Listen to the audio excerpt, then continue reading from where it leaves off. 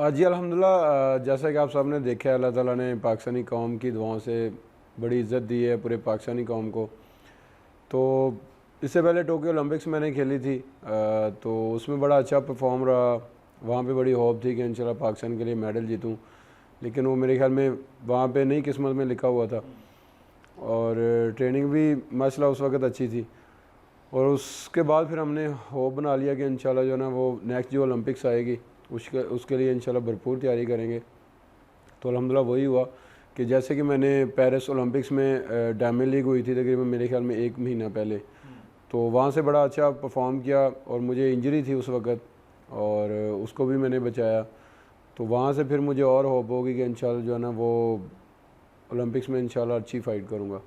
तो जैसे कि मैंने क्वालीफाई राउंड में 86 प्लस पहली थ्रो पे अल्हम्दुलिल्लाह क्वालीफाई किया फ़ाइनल के लिए, तो वहाँ पे मुझे 100% उम्मीद हो गई थी कि इंशाल्लाह जो है ना वो गोल्ड की मैं इंशाल्लाह फ़ाइट नहीं, लेकिन करूँगा। 86 जब आपने फेंका उस वक्त, फ्रैंकली स्पीकिंग, जब हमें पता चला हमने कहा कि नहीं, पोजीशन पे होंगे, विक्ट्री स्टैंड पे होंगे, लेकिन ये रिकॉर्ड बनाने और 92 प्लस करके 97 तक पहुंच रहे, ये आपके जहन में था कि मैं फेंक दूंगा? आज बिल्कुल, जैसे कि मैंने जितने भी अल्हम्दुलिल्लाह कंपटीशन खेले हैं और उसमें मेरा यही होता था कि मैंने अपनी बेस्ट करनी है। तो पहले मैंने कॉमनवेल्थ गेम्स में भी अल्हम्दुलिल्लाह बेस्ट की थी, तो अल्लाह ताला ने वहाँ पे भी गोल्ड दिया हमें और कॉमनवेल्थ गेम्स का रिकॉर्ड ब्रेक करवाया। तो वो मेरी थ्रो थी 90.18। तो मेरी कोशिश थी कि इंशाल्लाह अपनी मैं बेस्ट करूँगा।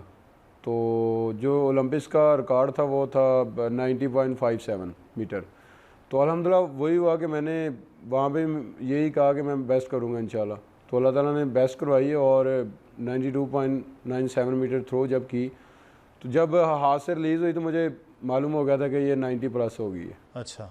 अल्हम्दुलिल्लाह। नहीं, जब हाथ से निकली है तो तब ये पता था कि रिकॉर्ड भी बनने लगा आज? रिकॉर्ड का मतलब है कि जैसे मैंने बोला कि 90 से क्रॉस है, हाँ। तो ओलंपिक्स का रिकॉर्ड था 90.57 मीटर। तो 90 से जब मैंने हाथ से रिलीज़ की तो तब पता चला गया था 90 क्रॉस कर जाएगी, तो साफ ज़ाहिर है कि 90 क्रॉस कर जाएगी तो इंशाल्लाह तो फिर ओलंपिक्स का रिकॉर्ड भी बन जाएगा और वो भी है। रिकॉर्ड बहरहाल बन गया। अच्छा, एक चीज़ मुझे ये बताइए, आपके जो है पोजीशन, वो हम ये देखते हैं, पहले आप जब फेंक रहे होते हैं तो आप नीचे होते हैं, नीरज इसके बिल्कुल ऑपोजिट चल रहे होते हैं, आपके दोस्त भी हैं। अब वो पहले मैक्सिमम फेंकते हैं, आप पहले मैक्सिमम नहीं फेंक रहे होते, आपकी दूसरी या तीसरी भी जाके आप मैक्सिमम फेंक रहे होते हैं। ये क्या चक्कर है? आप वो पीटर इंजन वाला काम है, आहिस्ता आहिस्ता गर्म होते हैं? नहीं, अगर देखा है इसमें कि आप बात सही कर रहे हैं। जैसे कि मैंने बहुत सारे कंपटीशन खेले हैं, उसमें मेरी पहली थ्रो यही होती है 72 74 मेरी पहली थ्रो। तो सेकंड थ्रो माशाल्लाह अच्छी होती है और तीसरी फिर उससे भी बहुत अच्छी हो जाती है। बस का दूसरी पे भी अल्हम्दुलिल्लाह अल्लाह ताला हमें इज़्ज़त दे देता है। यही चीज़ थी कि हमने पहली थ्रो पे बड़ा वर्क किया है कि कोच साहब सलमान भट्ट साहब जो हैं माशाल्लाह, उन्होंने कहा कि यार पहली थ्रो जो है ना उस पर हमने वर्क करना है, क्योंकि हम पहली थ्रो 72 74 से स्टार्ट करते हैं तो ये अच्छा नहीं होगा ना। अपना पेरिस ओलंपिक्स है तो बहुत बड़ा इवेंट है, उस पर अल्हम्दुलिल्लाह हमने बड़ा वर्क किया, फिर अन्ना पे बड़ा वर्क किया है। तो वही हुआ अल्हम्दुलिल्लाह, जैसे कि हमने वर्क किया तो अल्लाह ताला ने पहली थ्रो ही जो है ना, इससे पहले मैंने कॉमनवेल्थ गेम्स में पहली थ्रो की थी, तो वहाँ पे भी अल्लाह ताला ने हमें रिकॉर्ड दिया कॉमनवेल्थ गेम्स का और मैंने गोल्ड जीता।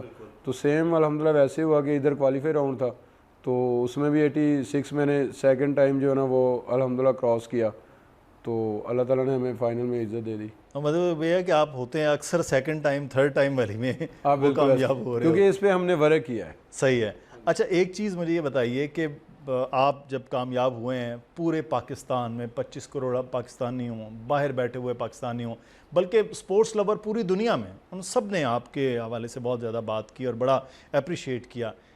अरशद नदीम साहब, कामयाबियों के तो 100 बाप होते हैं, नाकामी जो है वो हमेशा यतीम होती है। पिछली बार आप कामयाब नहीं हो पाए, ऐसा अप्रिसिएशन नहीं मिला, हालांकि बहुत ज़्यादा उस वक्त भी बात की गई जनाब, क्वालिफाई करना, फाइनल तक जाना, ये बड़ा एक था। बहुत से लोग आज आपके साथ हैं, लेकिन जब नाकाम हुए, कौन कौन साथ था? अगर देखा है तो सभी पूरी पाकिस्तानी कौम अल्हम्दुलिल्लाह मेरे साथ थी, दुआएं भी उन्होंने की। इस दफ़ा तो पाकिस्तानी कौम ने माशाल्लाह कमाल कर दिया दुआओं का, तो अल्लाह ताला ने हमें इज़्ज़त दी। तो चंद लोग होते हैं जो जैसे कि हमेशा आपके साथ रहते हैं। उसमें मैं अगर बताता चलूँ तो मैंने जब स्टार्ट की गेम 2012 से तो मेरे जो बेसिक उस्ताद हैं रशीद अहमद साकी साहब, माशाल्लाह उन्होंने बड़ी मेरे पे वर्क किया। बड़े खुश थे वो उस दिन हमसे बात, जिस दिन आप कामयाब हुए। तो 2012 से 15 तक अल्हम्दुलिल्लाह मैंने जो है वो ऑल पंजाब विन किया। और अगर देखा जाए तो मेरा स्टार्ट हुआ था 2012 में जो यूथ फेस्टिवल करवाया गया था, तो पहला कंपटीशन मेरा पंजाब का वही था। तो वहाँ से अल्हम्दुलिल्लाह आगाज़ स्टार्ट हुआ। तो 15 तक अल्हम्दुलिल्लाह ऑल पंजाब विन किया।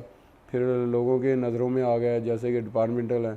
तो अल्हम्दुलिल्लाह मैं वापडा लेस्को का शुक्रिया अदा करूँगा जिन्होंने माशाल्लाह मुझे जॉब दी है।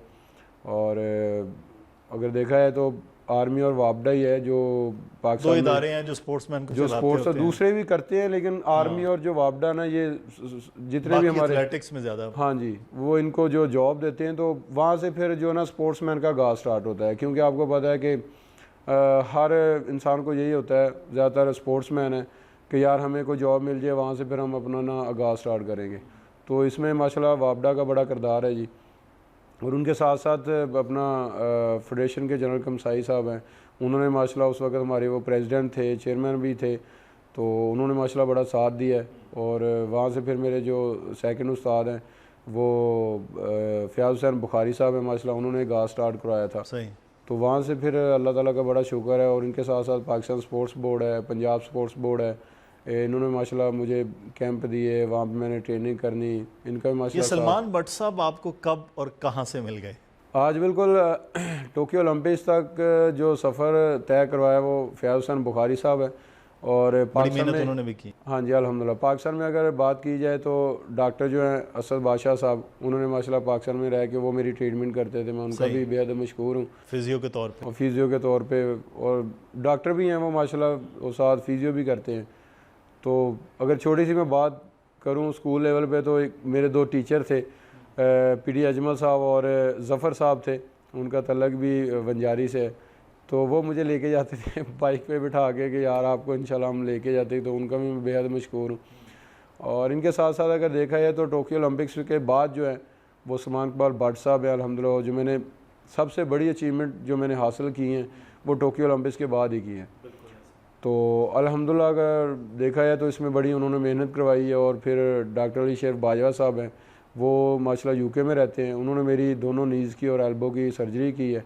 तो वो माशाल्लाह हमेशा हमारे साथ रहे। अच्छा, ये एक बड़ा प्रॉब्लम है जो इंटरनेशनल प्लेयर्स होते हैं, उनकी इंजरीज़ भी होती हैं, सर्जरीज़ भी होती हैं, और फिटनेस को बरकरार रखना भी।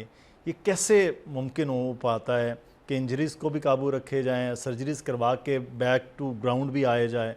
ये कैसे आपने किया? अब बिल्कुल अगर देखा जाए तो जैसे माशाल्लाह मेरी पूरी टीम थी कि पाकिस्तान में माशाल्लाह डॉक्टर अरशद बासा साहब, उन्होंने माशाल्लाह ट्रीटमेंट जारी रखी। और यूके के जो डॉक्टर अली शेर बाजवा साहब हैं, देखा जाए तो इंजरी गेम का हिस्सा है, ये साथ साथ प्लेयर के चलती है। लेकिन जैवलिन थ्रो में जो ना आप समझ लें कि इंजरी तो हर स्पोर्ट्स में होती है, लेकिन जैवलिन थ्रो ऐसा इवेंट है इसमें आपको बॉडी में कहीं भी आपको इंजरी हो सकती है।